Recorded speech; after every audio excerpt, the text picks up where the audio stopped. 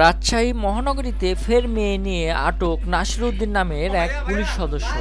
বৃহস্পতিবার মধ্যরাতে রাজশাহী মহানগরীর মতিহাট থানার তালাইমারি বাদুরতলা নদীর ধার এলাকায় ওই পুলিশ সদস্যকে আটক করেছে এলাকাবাসী। তবে পুলিশ সদস্য এবং নারীর দাবি তারা গত 1 বছর আগে মৌলভীর কাছে কালমা পড়ে বিয়ে করেছেন। তবে বিয়ের কোনো বৈধ কাগজপত্র বা কাবিননামা নেই বলেও স্বীকার করেছেন তারা। আচ্ছা বাবা শোনো, ভয় পাওয়ার কিছু নাই। এই আচ্ছা আচ্ছা আর মেরবে না।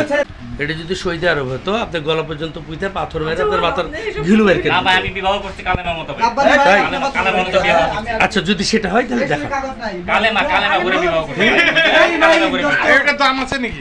আচ্ছা 1 বছর হলো বিয়ে করেছো, 2 মাস ধরে এখানে আছো। মিলন তো মোড়ের পরে দোকান। মিলন তুমি কি জানো এরা স্বামী স্ত্রী?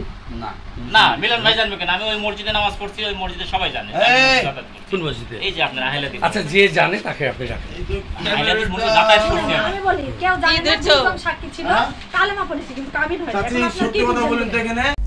এরপর ক্ষুব্ধ স্থানীয়দের হাত থেকে রক্ষা করতে মতিহাট থানা ওসিকে ফোন দিয়ে জানানো হলে তিনি ঘটনাস্থলে পুলিশ পাঠিয়ে দিয়ে তাদের উদ্ধার করে থানায় নিয়ে যান। আমি কাজী অফিসে বিয়ে মুখে মৌখিক বিবাহ। না তার পরিবারের সাথে মিশে আমি কথা বলি।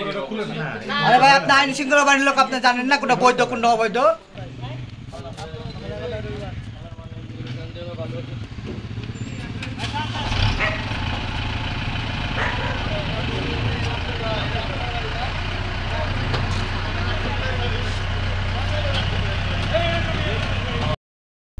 দর্শক, এর আগে মহানগরীর বোয়ালিয়া থানার শেখেরচক পাচানি মাঠ এলাকায় এক ছেলের মা তানিয়ার সাথে আপত্তিকর অবস্থায় পুলিশ সদস্য রাকিবকে আটক করে স্থানীয় জনতা।